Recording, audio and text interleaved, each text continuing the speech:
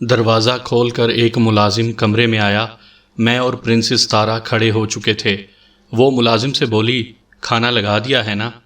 جی ہاں، لیکن کیا؟ ایک پولیس آفیسر آپ سے ملنا چاہتا ہے۔ باہر ایک کار میں بھی کچھ پولیس والے بیٹھے ہوئے ہیں۔ اس اطلاع پر میرے اعصاب کو جھٹکا سا لگا۔ اوہ! پرنسس تارا کے منہ سے نکلا اور پھر اس نے ملازم سے کہا، پولیس افسر کو ڈرائنگ روم میں بٹھاؤ، میں ابھی آتی ہوں۔ ملازم کے جاتے ہی وہ میری طرف مڑی اور جلدی جلدی کہنے لگی، میں ابھی ان سے ہی ملنے جا رہی ہوں، لیکن شاید وہ تم سے بھی ملنا چاہیں، اس لیے میں تمہیں سمجھا دینا چاہتی ہوں کہ تمہیں اس سے کس انداز کی گفتگو کرنا ہے۔ میں ہمہ گوش ہو گیا اور وہ مجھے ہدایات دینے لگی۔ پرنسس تارا نے مجھے جو کچھ سمجھایا اس پر تو مجھے عمل کرنا ہی تھا، مگر ساتھ ہی میری رگ تجسس بھی پھڑک اٹھی تھی۔ میں یہ جاننا چاہتا تھا کہ نووارد پولیس آفیسر اور پرنسس تارا میں کیا گفتگو ہوگی۔ میں یہ جاننے کے لیے اتنا بے قرار ہوا کہ پرنسس تارا کے پیچھے پیچھے ڈرائنگ روم کے دروازے تک پہنچ گیا۔ دروازہ بند ضرور تھا، لیکن میرے اندازے کے مطابق دروازے سے کان لگا کر اندر ہونے والی گفتگو سنی جا سکتی تھی۔ جب میں نے دروازے سے کان لگایا تو میرے اندازے کی تصدیق بھی ہو گئی۔ وہ ایک مردانہ آواز تھی جو میں نے سنی۔ وہ کہہ رہا تھا، مجھے بے حد افسوس ہے پرنسس کہ آپ کھانا کھانے جا رہی تھی اور میں مخل ہو گیا۔ ویسے میں کچھ دیر انتظار کر سکتا ہوں، آپ کھانا کھا لیں۔ کوئی بات نہیں آفیسر، آپ فرمائیے، کھانا تو کچھ دیر بعد بھی کھایا جا سکتا ہے۔ پھر وہ دھیرے سے ہنسی۔ یہ کوئی یورپ تو نہیں کہ گانگ بجتے ہی ڈنر ٹیبل کا رخ کیا جائے۔ آپ ٹھیک فرما رہی ہیں، ہم پولیس والوں کو تو بعض اوقات یاد بھی نہیں رہتا کہ ہم نے کب کھانا کھایا اور کب نہیں کھایا۔ ہاں، تو آپ کسی کام سے آئے تھے؟ جی ہاں، دراصل کچھ معلومات کرنا تھی۔ ایک اہم معاملے کی تفتیش میرے سپرد کی گئی ہے۔ میں آپ سے ایک سوال کرنا چاہتا ہوں، امید ہے کہ آپ برا نہیں مانیں گی۔ آپ کی اس بات کے جواب میں یہ گھسا پٹا فقرہ کہا جا سکتا ہے کہ قانون کی مدد کرنا ہر اچھے شہری کا فرض ہے۔ پرنسس تارا مسکرائی۔ میں یہ سوچے بغیر نہیں رہ سکا کہ یہ عورت بڑے مضبوط اعصاب کی مالک ہے۔ اس کے اطمینان اور سکون میں ذرہ برابر فرق نہیں آیا تھا۔ یوں معلوم ہو رہا تھا جیسے وہ خود کو کسی غیر معمولی بات سے منسلک سمجھ ہی نہیں رہی ہو۔ دراصل پولیس آفیسر کہتے کہتے رک گیا۔ شاید وہ مناسب الفاظ کا انتخاب کرنا چاہتا تھا۔ آخر اس نے کہا، یہ تو آپ کے علم میں ہوگا کہ آج ہمارے ملک کے معزز مہمان پرنس چارلس فتح پور سیکری کا دورہ کرنے گئے تھے۔ وہاں آج ایک عجیب واقعہ پیش آیا۔ خیال اغلب ہے کہ ایک نامعلوم آدمی پرنس چارلس کو قتل کرنا چاہتا تھا، لیکن کسی وجہ سے اس کو موقع نہیں مل سکا اور وہ وہاں سے بھاگ نکلا۔ جب وہ بھاگ رہا تھا تو ایک عورت بھی اس کے ساتھ تھی اور وہ دونوں ایک کار میں بیٹھ کر آگرے ہی کی طرف بھاگے تھے۔ پرنسس تارا بڑی خاموشی سے سنتی رہی، جیسے یہ اس کے لیے کوئی دلچسپ داستان تھی۔ پولیس آفیسر کہتا رہا، ایک پولیس جیپ میں ان کی گاڑی کا تعاقب کیا گیا، لیکن بعد میں وہ جیپ ایک ویرانے میں اس طرح ملی کہ اس میں موجود سارے پولیس والے ہلاک ہو چکے تھے۔ ان پر سٹین گن سے فائرنگ کی گئی تھی۔ پھر اس مفرور عورت اور مرد کا کوئی سراغ نہیں لگ سکا۔ حیرت ہے، پرنسس تارا بولی، کیا آپ لوگوں نے اس علاقے کی ناکہ بندی نہیں کی تھی؟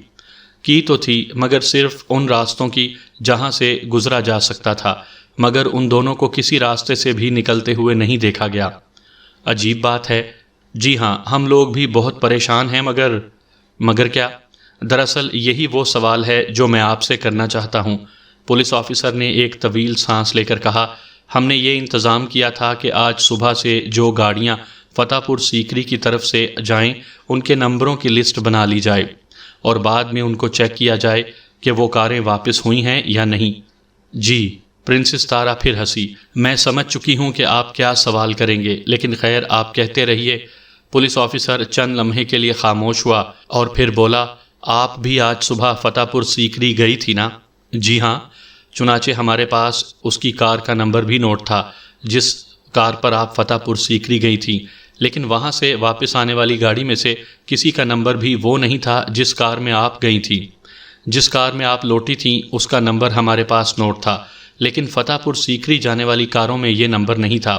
رجسٹریشن آفس سے ہمیں یہ بھی معلوم ہو گیا ہے کہ اس نمبر کی کار کی مالک آپ ہیں، چنانچہ ہمیں آپ تک پہنچنے میں کوئی دشواری نہیں ہوئی۔ بس یہ ایک اتفاق ہے کہ جب آپ آگرے کی طرف لوٹی تھیں تو آپ کو چیک کیا گیا تھا، تو چیک کرنے والوں میں ایک آپ کی شخصیت سے واقف تھا۔ اسی سے یہ بھی معلوم ہوا کہ آپ اکیلی نہیں تھیں، آپ کے ساتھ کوئی مرد بھی تھا۔ آپ کی ساری باتیں درست ہیں آفیسر، پرنسس نے کہا۔ میں جس کار میں گئی تھی وہ میری نہیں تھی، البتہ جب میں لوٹی تو اپنی ہی کار میں تھی۔ اس کا سبب یہ ہے کہ میرے ایک دوست فتح پور سیکری سے آگے ایک جگہ گئے تھے جہاں ان کا ایک شناسہ رہتا ہے۔ کل صبح روانگی کے وقت اچانک معلوم ہوا کہ گاڑی میں کوئی خرابی ہو گئی ہے، چنانچہ میں نے انہیں اپنی کار دی تھی۔ وہ میری ہی کار میں اپنے دوست سے ملنے گئے تھے۔ ہم میں یہ بات طے ہو گئی تھی کہ آج پرنس چارلس کو دیکھنے میں اور وہ ادھر سے ہی فتح پور سیکری پہنچیں گے، وہاں ہی ہماری باتیں ہوں گی اور ہم ساتھ ہی آگرے بھی آ جائیں گے۔ ادھر میرے دوست کے دوست کو بھی یہ خواہش ہوئی کہ وہ پرنس چارلس کو دیکھے اور فتح پور سیکری جائے، لیکن وہ کنوینس کے مسئلے سے دوچار تھا۔ اس کی کار ایک معمولی ایکسیڈنٹ کے باعث ڈینٹنگ پینٹنگ کے لیے گیراج میں تھی، چنانچہ میرا دوست اسے میری کار میں اپنے ساتھ فتح پور سیکری لے آیا۔ وہیں ہم ایک دوسرے سے ملے، لیکن جب واپسی کا مسئلہ کھڑا ہوا تو یہ طے پایا کہ میرا دوست تو میری کار میں آگرے آ جائے اور میرے دوست کا دوست اس کار میں چلا جائے جس میں فتح پور سیکری پہنچی تھی۔ دراصل وہ میرے دوست ہی کی کار تھی جس کو ٹھیک کروا کے میں فتح پور سیکری پہنچی تھی۔ وہ کار میرے دوست نے اپنے دوست کو دے دی اور وہ خود میری کار میں میرے ساتھ آگرے چلا آیا۔ پرنسس تارا ایک لمحے کے لیے رک کر بولی، امید ہے کہ میرے اس بیان نے آپ کو مطمئن کر دیا ہوگا۔ بے شک آپ کا بیان ہماری الجھن دور کرنے کے لیے کافی ہے، لیکن اگر آپ برا نہ مانیں تو میں 2 سوال کروں گا۔ فرمائیے، آپ کے وہ دوست کون ہیں؟ ہمارے ملک کی مشہور شخصیت آئرن پرنس جگدیش رمولی۔ او، اب وہ کہاں ہیں؟ میرے مہمان ہیں، کیا میں ان سے مل سکتا ہوں؟ وہ تھکن سے چور ہو کر ایسے سوئے ہیں کہ اب تک نہیں اٹھے۔ اگر آپ ضروری سمجھتے ہوں تو میں جا کر انہیں اٹھا دوں۔ نہیں، ان سے فوری طور پر ملنا کچھ ایسا زیادہ ضروری بھی نہیں۔ ہاں، اگر ضرورت محسوس ہوئی تو میں ان سے کل صبح اسی وقت مل لوں گا۔ پولیس آفیسر کا یہ جواب سن کر میری جان میں جان آئی۔ پرنسس تارا کی پر اعتماد گفتگو سننے کے باوجود مجھ میں اتنی ہمت نہیں تھی کہ میں پولیس والوں کا سامنا کر سکوں۔ ہاں، اتنا ضرور تھا کہ یہ رات گزرنے کے بعد میں خود کو سنبھال لیتا۔ جیسا آپ مناسب سمجھیں، پرنسس تارا نے کہا۔ آپ کل اسی وقت بھی مسٹر رمولی سے مل سکتے ہیں۔ اب میرا دوسرا سوال اور باقی ہے، وہ بھی فرمائیں۔ پرنسس تارا نے ایک طویل سانس لے کر اس طرح کہا جیسے اب اس گفتگو سے اکتا گئی ہو۔ مسٹر جگدیش رمولی اپنے جس دوست سے ملنے فتح پور سیکری سے آگے گئے تھے، آپ اس دوست کا نام اور پتہ بتا سکتی ہیں؟ یقیناً، آپ نوٹ کر لیجئے۔ شکریہ۔ پرنسس تارا نے اسے ایک نام اور پتہ نوٹ کروا دیا۔ اب میں اجازت چاہوں گا، میں آپ کا بے حد مشکور ہوں۔ او، معاف کیجیے گا، میں بھول ہی گئی، کیا میں آپ کے لیے چائے وغیرہ منگواؤں؟ شکریہ پرنسس، اس تکلف کی ضرورت نہیں، پھر کبھی صحیح۔ اور اس طرح یہ گفتگو اپنے اختتام کو پہنچی۔ پرنسس تارا اسے چھوڑ کر اندرونی دروازے سے نکلی تو مجھے دیکھ کر مسکرائی اور بولی، مجھے یہی توقع تھی کہ تم یہاں کھڑے ہماری باتیں سن رہے ہوگے۔ مجھے حیرت ہے پرنسس تارا، تم نے بڑے اطمینان اور اعتماد کے ساتھ اس سے گفتگو کی ہے۔ اطمینان اور اعتماد کامیابی کے بہت بڑے ضامن ہیں، لیکن پولیس تمہارے اس بیان کی تصدیق ضرور کرے گی اور مطمئن ہو جائے گی۔ پرنسس تارا نے ڈائننگ روم کی طرف قدم بڑھاتے ہوئے کہا، گویا تم نے ساری پلاننگ پہلے ہی کر لی تھی۔ پلاننگ پہلے ہی کی جاتی ہے۔ گویا وہ شخص جس کا نام پتہ تم نے پولیس افسر کو بتایا ہے، وہ یہی بیان دے گا کہ وہ جگدیش رمولی کے ساتھ فتح پور سیکری گیا تھا اور واپسی پر کاریں بدل لی گئی تھی۔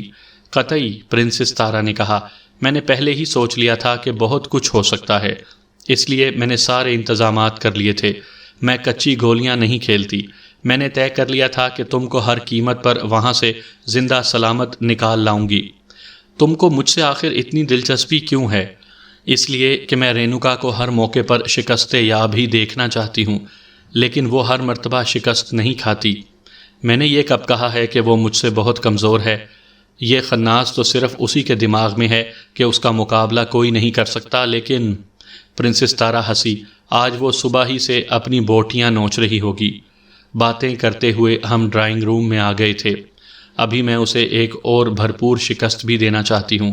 اس کی پلاننگ کرتے ہوئے بھی مجھے خاصا وقت گزر چکا ہے۔ پرنسس تارا نے اس وقت کہا جب ہم ڈائننگ ٹیبل پر بیٹھ چکے تھے۔ وہ کس طرح؟ میں نے پوچھا۔ وہ یہ چاہتی ہے نا کہ تم اپنے ماضی سے باخبر نہ ہو سکو۔ ہاں، اور میں یہ چاہوں گی کہ تم اپنے ماضی سے واقف ہو جاؤ۔ میرا ایک ہاتھ ڈش کی طرف بڑھتے بڑھتے رک گیا اور میں پرنسس تارا کو گھورتا ہوا بولا، کیا یہ تمہارے لیے ممکن ہے؟ میں ناممکن کے بارے میں کبھی نہیں سوچتی، مگر کھانا تو کھاتے رہو۔ اس نے میری بات کاٹ دی۔ میں نے ڈش اٹھائی اور اپنی پلیٹ میں سالن نکالنے لگی۔ تم اپنے بارے میں ہر بات جان لو گے، پرنسس تارا نے کہا، لیکن شرط صرف یہی ہے کہ میری ہدایات پر بے چون و چرا عمل کرتے رہو۔ رینوکا دیوی سے ڈرنا چھوڑ دو۔ یہ تو ممکن ہے کہ وہ پھر کسی موقع پر تمہیں اپنے قبضے میں کر لے، مگر اس بات پر یقین رکھو کہ میں تمہیں اس سے پھر چھڑا لوں گی۔ فی الحال تم حالات کے دھارے پر بہتے رہو۔ ابھی تم یہی محسوس کرو گے کہ تم دو طاقتوں کے بیچ میں ایک کھلونا بنے ہوئے ہو، لیکن ایک وقت آئے گا جب تمہیں معلوم ہوگا کہ تم خود ایک بہت بڑی طاقت ہو۔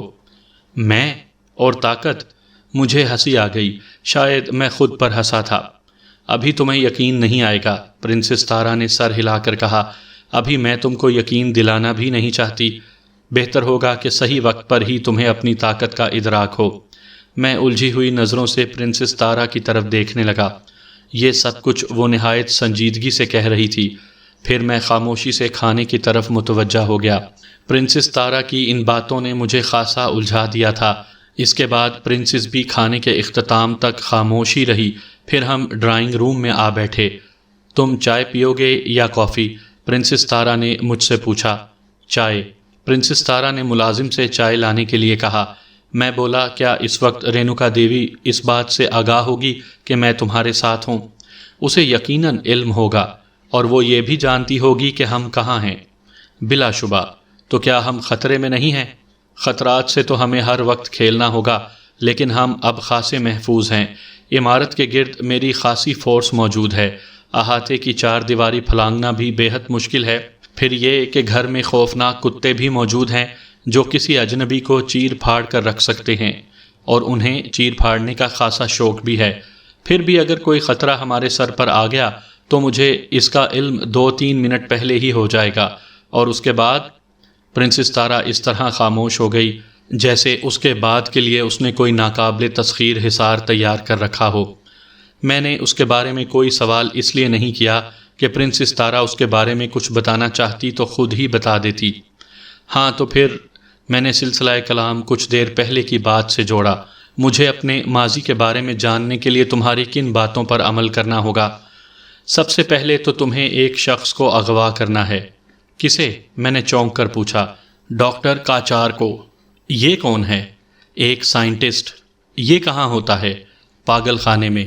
کیا؟ میں نے حیرت سے کہا۔ تم نے آگرے کا پاگل خانہ دیکھا ہے؟ نہیں۔ ابھی حال ہی میں اس پاگل خانے کے قریب ایک عمارت تعمیر ہوئی ہے جہاں صرف وہ پاگل ہوتے ہیں جن کا تعلق نہایت انمول طبقے سے ہوتا ہے۔ ایک اعتبار سے یوں بھی کہا جا سکتا ہے کہ وہ پاگل خانہ نہیں بلکہ مینٹل ہاسپٹل ہے۔ وہاں دماغی امراض کے بہترین ڈاکٹر ہیں، اور اسی اعتبار سے ان کی فیس بھی ہے۔ اس ہاسپٹل میں صرف ایسے دماغی مریضوں کو رکھا جاتا ہے جو خطرناک حد تک پاگل نہ ہوں۔ ان مریضوں کے ساتھ وہ سلوک بھی نہیں کیا جاتا جو عام پاگل خانوں میں روا رکھا جاتا ہے۔ اس کے برعکس وہاں ہر مریض کے لیے ایک پڑھا لکھا خادم بھی رکھا جاتا ہے۔ اسی ہاسپٹل میں ڈاکٹر کاچار بھی ہیں۔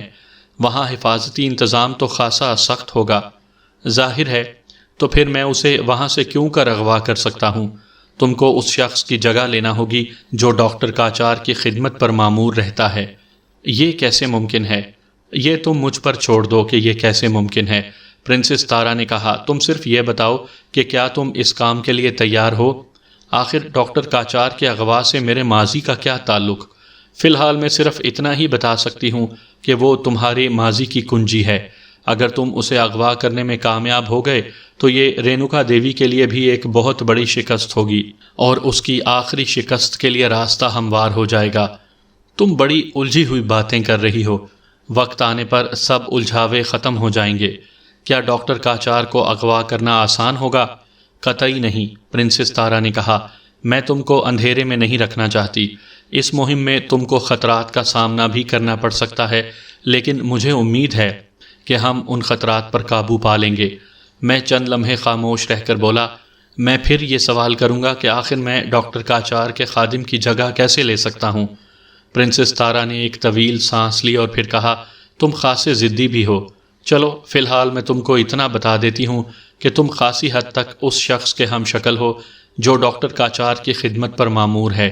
تمہارے حلیے میں بہت معمولی سی تبدیلی کرنا ہوگی۔ ہائیڈروجن پروکسائڈ سے تمہارے بال بھورے کر دیے جائیں گے، بائیں گال پر ایک مسا بنایا جائے گا اور تھریڈنگ سے تمہاری بھویں کچھ پتلی کر دی جائیں گی۔ بھگوان، میں بڑبڑایا، کیا میں سچ مچ کسی کہانی کا کردار ہوں؟ کیا مطلب؟ کبھی مجھے اس لیے کام میں لایا جاتا ہے کہ میں جگدیش رمولی کا ہم شکل ہوں، اور کبھی… میں نے ٹھنڈی سانس لے کر اپنا جملہ ادھورا چھوڑا اور پھر بولا، مجھے تو یہی بتایا گیا ہے کہ میں رینوکا دیوی کی کسی کہانی کا کردار ہوں۔ بکواس! پرنسس تارا نے برا سا منہ بنایا۔ اس وقت ملازم چائے لے آیا۔ ذرا دیر کے لیے ہماری گفتگو رک گئی۔ جب ملازم چلا گیا تو پرنسس تارا چائے بنانے کے لیے ٹرے پر جھک گئی اور میں نے اس سے پوچھا کہ ڈاکٹر کاچار کے اس خادم کا نام کیا ہے؟ مجھے اس کی جگہ کب لینا ہوگی؟ پرسوں، پرنسس تارا نے جواب دیا۔ کل تو تمہیں جگدیش رمولی کی حیثیت سے پولیس کو بیان دینا ہوگا۔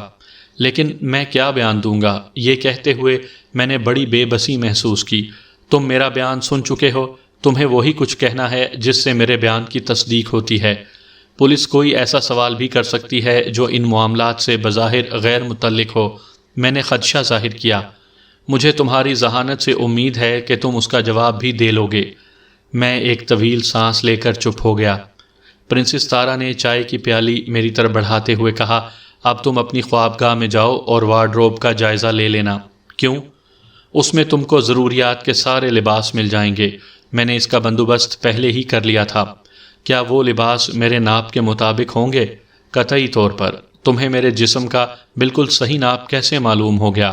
میں نے تعجب سے کہا۔ سرکاری طور پر۔ پرنسس تارا مسکرائی۔ کیا مطلب؟ میری حیرت اور بڑھ گئی۔ وقت آنے پر تمہیں اس کا مطلب بھی معلوم ہو جائے گا۔ فی الحال تم چائے پیو۔ چائے پیتے ہوئے بھی میرا ذہن الجھتا ہی رہا۔ میں ابھی تک حالات کے دھارے پر ہی بہہ رہا تھا۔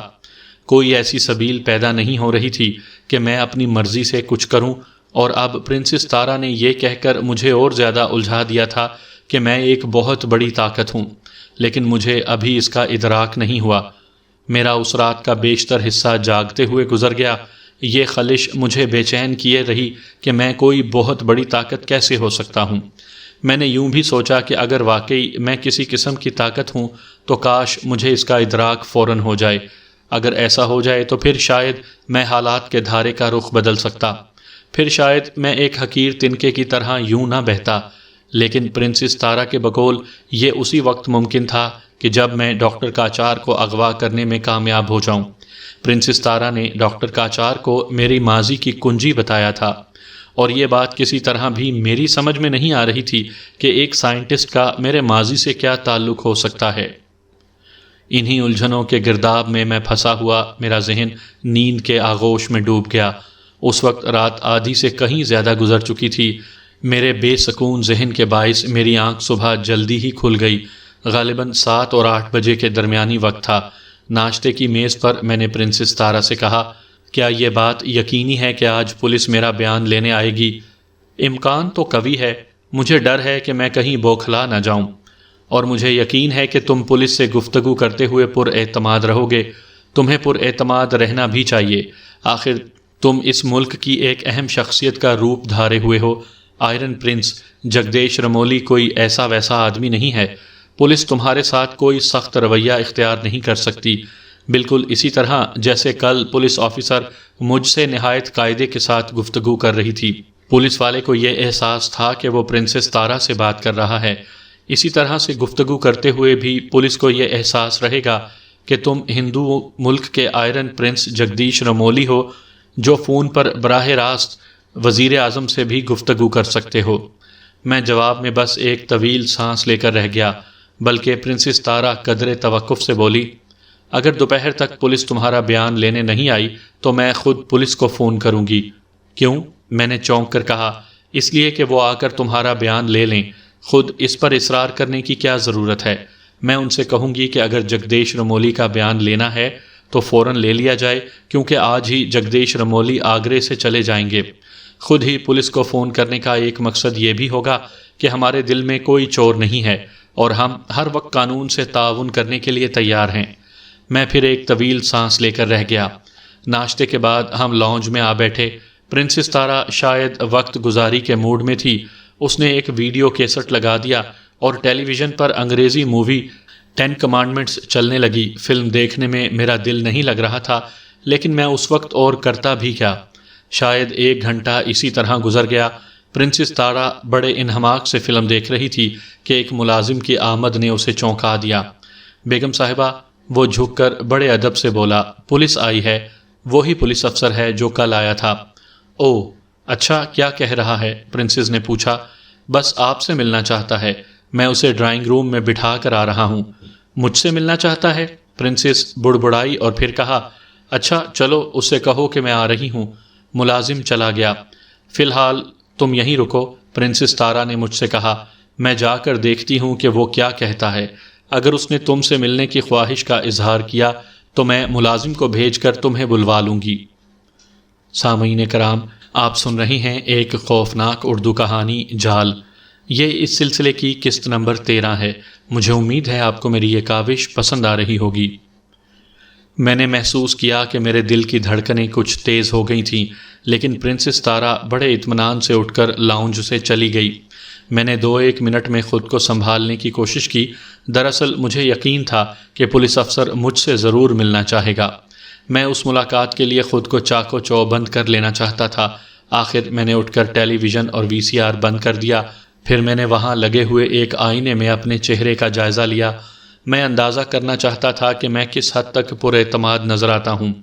آخر میں لاؤنج سے نکلنے کے لیے دروازے کی طرف بڑھا ہی تھا کہ ملازم اندر آیا۔ اس نے مجھ سے کہا، بیگم صاحبہ نے آپ کو ڈرائنگ روم میں بلایا ہے۔ میں سر ہلاتا ہوا باہر نکلا۔ مجھے اس کی توقع تو تھی ہی، اور ڈرائنگ روم کی طرف بڑھتے ہوئے میں خود کو مزید سنبھالنے کی کوشش کر رہا تھا۔ آخر جب ڈرائنگ روم میں داخل ہوا تو میں خود محسوس کر رہا تھا کہ میں خاصا پر اعتماد ہوں۔ پرنسس تارا نے تعارف کروانے کا فرض پورا کیا۔ انسپکٹر سنہا اور جناب جگدیش رمولی۔ انسپکٹر سنہا نے کھڑے ہو کر مجھ سے مصافحہ کیا۔ آپ سے مل کر مجھے بے حد خوشی ہوئی مسٹر رمولی۔ میں نے جواب میں کچھ کہا نہیں، صرف سر ہلانے پر اکتفا کیا۔ میرا انداز کسی ایسے متکبر امیر کا سا تھا جو کسی پولیس انسپکٹر کو درخور اعتنا نہیں سمجھتا۔ پھر میں پرنسس تارا کے قریب ہی بیٹھ گیا اور انسپکٹر کے بجائے پرنسس تارا سے مخاطب ہوا۔ میں نے اس وقت بڑے غیر اختیاری انداز میں بے تکلفانہ طرز تخاطب اختیار کیا تھا۔ تم نے مجھے بلایا تھا تارا؟ ہاں، تارا نے خفیف سی مسکراہٹ کے ساتھ کہا، کل بھی انسپکٹر سنہا آئے تھے، میں نے تم کو ساری باتیں بتائی تھی نا۔ انسپکٹر تم سے کچھ معلومات حاصل کرنا چاہتے تھے، لیکن میں نے انہیں بتا دیا تھا کہ تم سو رہے ہو۔ انہوں نے مناسب نہیں سمجھا کہ تمہیں جگائیں، لیکن آج یہ پھر اسی مقصد کے تحت آئے ہیں۔ ہمیں بہرحال قانون سے تعاون کرنا چاہیے۔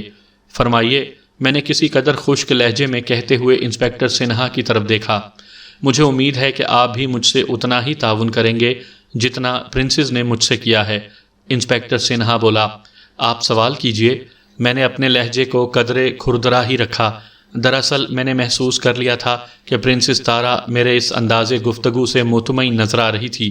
انسپکٹر سنہا بولا، سب سے پہلے تو میں آپ کو وہ بیان سناؤں گا جو پرنسس تارا مجھے دے چکی ہیں۔ سنائیے، میں نے سگار سلگاتے ہوئے بڑی بے دلی کے سے انداز میں کہا۔ انسپکٹر سنہا نے وہ سارا بیان دہرایا جو پرنسس تارا نے اسے گزشتہ روز دیا تھا۔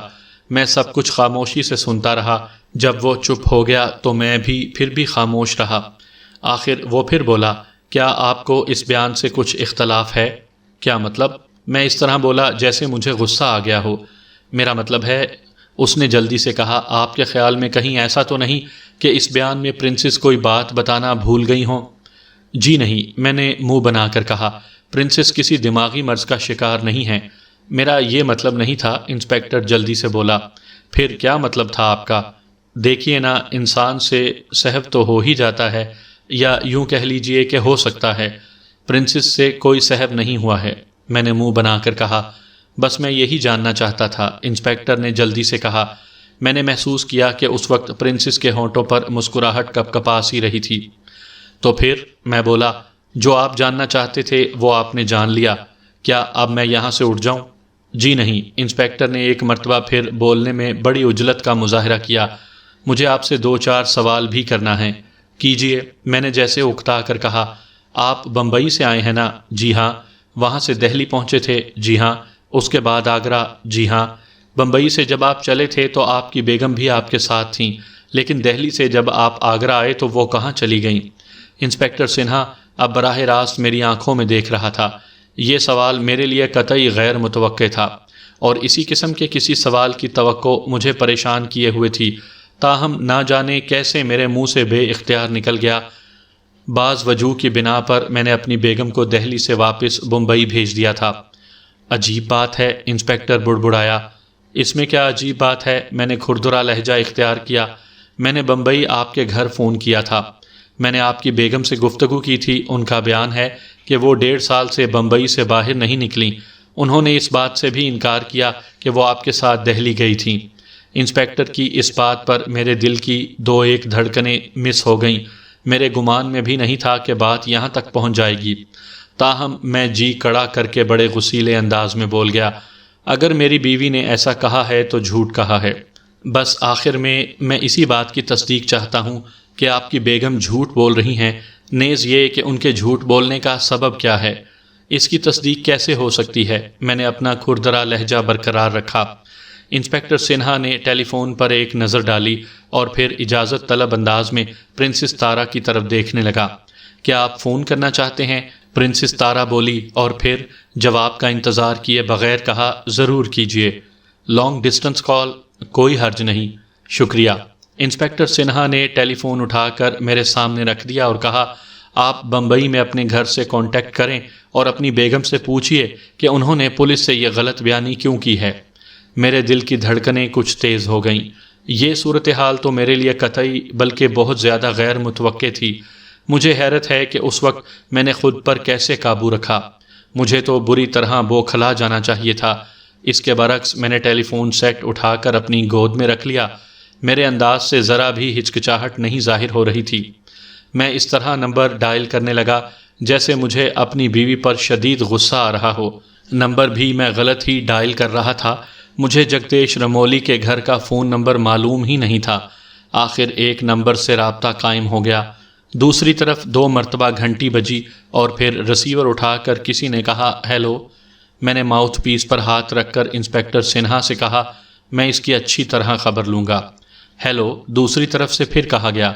انسپکٹر سنہا مجھ سے بولا، زیادہ غصے کا اظہار کرنے سے کیا فائدہ مسٹر رمولی، بس انہیں سمجھا دیجئے کہ پولیس کے معاملات میں کبھی کسی غیر ذمہ داری کا مظاہرہ نہیں کرنا چاہیے۔ میں نے رسیور میں دوسری طرف سے بولنے والے کی جھنجھلائی ہوئی سی آواز سنی، ارے بھائی کچھ بولو گے بھی؟ میں بدستور ماؤتھ پیس پر ہاتھ رکھے رہا اور انسپکٹر سنہا کی طرف دیکھتا ہوا بڑبڑایا، عجیب بات ہے، گھنٹی بج رہی ہے لیکن کوئی رسیور ہی نہیں اٹھا رہا ہے۔ اسی وقت میں نے رسیور میں آواز سنی، جہنم میں جاؤ، اور پھر دوسری طرف سے رسیور رکھ دیا گیا۔ انسپکٹر سنہا مجھ سے بولا، ممکن ہے کہ غلط نمبر مل گیا ہو، آپ دوبارہ ڈائل کر کے دیکھیے۔ میں نے کریڈل دبا کر سلسلہ منقطع کیا اور پھر غلط نمبر ڈائل کرنے لگا۔ اس مرتبہ دوسری طرف گھنٹی بجتے ہی رسیور اٹھا لیا گیا اور آواز آئی، ہیلو۔ میں نے سوچا کہ بار بار یہ بہانہ نہیں چل سکے گا کہ دوسری طرف سے رسیور نہیں اٹھایا جا رہا ہے۔ ایسی صورت میں یہ ممکن تھا کہ پھر انسپکٹر سنہا خود ہی ٹیلی فون پر بمبئی میں جگدیش رمولی کے گھر سے رابطہ قائم کرتا اور پھر گفتگو کرنے کے لیے رسیور مجھے دے دیتا۔ ہیلو، اس مرتبہ دوسری طرف سے قدرے بلند آواز میں کہا گیا۔ میں نے ماؤتھ پیس سے ہاتھ ہٹا کر غراتے ہوئے کہا، اچھا ہوا کہ خود تم نے ہی رسیور اٹھایا ہے۔ میں نے اس طرح کہا جیسے اپنی بیوی کی آواز پہچان گیا ہوں۔ کیا مطلب؟ دوسری طرف سے بولنے والا حیرت زدہ ہو گیا۔ تم نے میری زندگی اجیرن کر کے رکھ دی ہے۔ میں غصیلے انداز میں بولتا چلا گیا، بہت دنوں سے مجھے یہ اندازہ ہو رہا تھا کہ تم سے شادی کرنا میری زندگی کی بہت بھیانک غلطی تھی، اور اب تو اس میں کوئی شبہ ہی نہیں رہا۔ کیا بکواس ہے، دوسری طرف سے کہا گیا، تم آخر کس سے بات کر رہے ہو؟ میں اپنی رو میں بولتا رہا، مجھے تمہاری وجہ سے نرک میں جلنا پڑ رہا ہے۔ آخر تمہیں پولیس سے غلط بیانی کرنے کی کیا ضرورت تھی؟ کیا تم کسی پاگل خانے سے بول رہے ہو؟ آواز آئی۔ میں نے اپنی بکواس جاری رکھی۔ اصل بات یہ ہے کہ میں تم کو بمبئی سے دہلی لے کر آیا تھا اور پھر تم خود ہی وہاں سے واپس چلی گئی تھیں، جبکہ میرے پروگرام میں آگرہ بھی تھا۔ دوسری طرف سے کہا گیا، اگر تم میرے کوئی بہت بے تکلف دوست ہو اور مجھے پریشان کرنا چاہتے ہو تو یقین کرو کہ اب میں زیادہ پریشان نہیں ہوں گا۔ اب اگر تم نے سنجیدگی سے بات نہیں کی تو میں ریسیور رکھ دوں گا۔ اور پھر وہی ہوا، مجھے تو اپنی یہ باتیں جاری رکھنا ہی تھیں۔ نتیجہ یہ ہوا کہ دوسری طرف سے ریسیور رکھ دیا گیا۔ میں اب بھی غصے میں بولتا رہا۔ اس وقت بیرونی دروازے پر آہٹ ہوئی۔ انسپکٹر کے علاوہ میں نے اور پرنسس تارا نے بھی اس طرف دیکھا۔ وہ کوئی سب انسپکٹر تھا جو دروازے ہی پر رک گیا تھا۔ انسپکٹر سنہا اٹھ کر تیزی سے اس کی طرف گیا۔